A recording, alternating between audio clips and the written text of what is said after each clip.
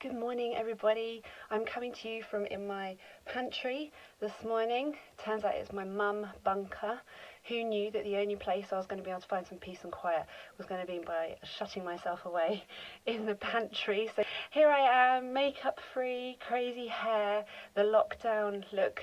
Don't judge me.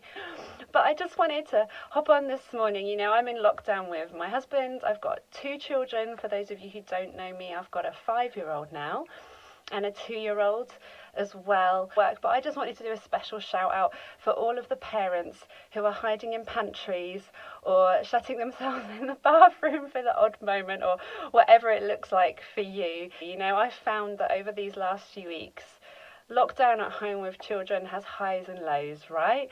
There's times when, you know, Thursday, for example, we went down to our allotment. We've got a little allotment, and I went down with the boys, and we had a brilliant morning there together. They behaved well.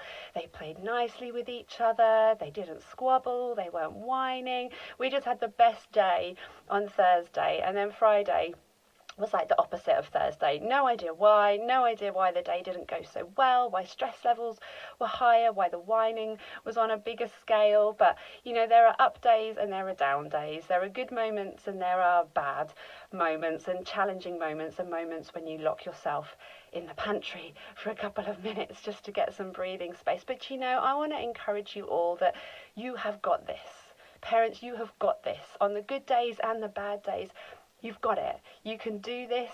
You have the strength. You have what you need to be able to do that. And the reason I know that we've got this, even if you've had a bad morning, the reason I know that you've got this is because of the grace of God. Let me read something for you from 2 Corinthians 12, verses 9 to 10. This is in the Passion Translation. It says, "My grace is always more than enough for you, and my power finds its full expression through your weakness." I just love that it's okay for us to have weakness, but how we tap into the power of God in those moments, on those days, in those hours with our children, that we can have weaknesses, but it's what we do with them. It says, "I will celebrate my weaknesses, for when I am weak, I sense more deeply the mighty power of Christ living in me. So I am not defeated by my weaknesses, but delighted. For when I feel my weaknesses and endure mistreatment," get this bit, "when I am surrounded with troubles on every side and face persecution because of my love for Christ, I am made yet stronger. For my weaknesses becomes a portal to God's power."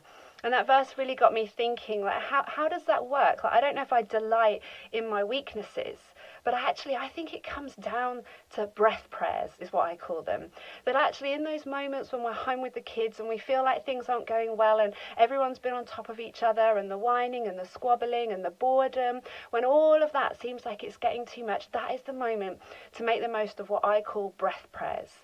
That we don't always have to be on our knees for hours when it comes to prayer, but actually right there in that moment when it feels like we're getting overwhelmed, when it feels like the day's not going as we want it to, under our breath, we can call on the grace of God. Father, give me grace for this. God, give me patience.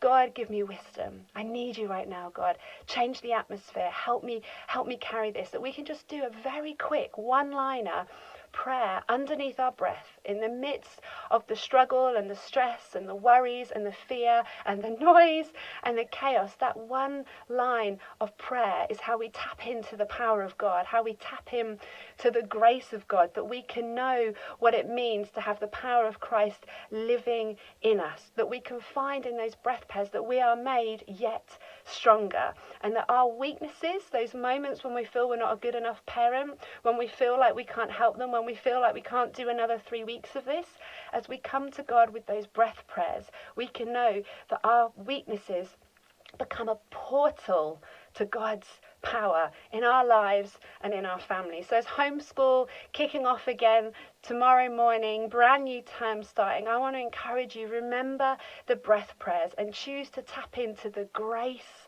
of God, the power that he has for us, that our weaknesses and our shortcomings and our regrets and our feeling like we're not good enough, that we've got this because we can come to God, lean into his grace and allow those weaknesses to become a portal for his power. God's grace is sufficient for us. Amen.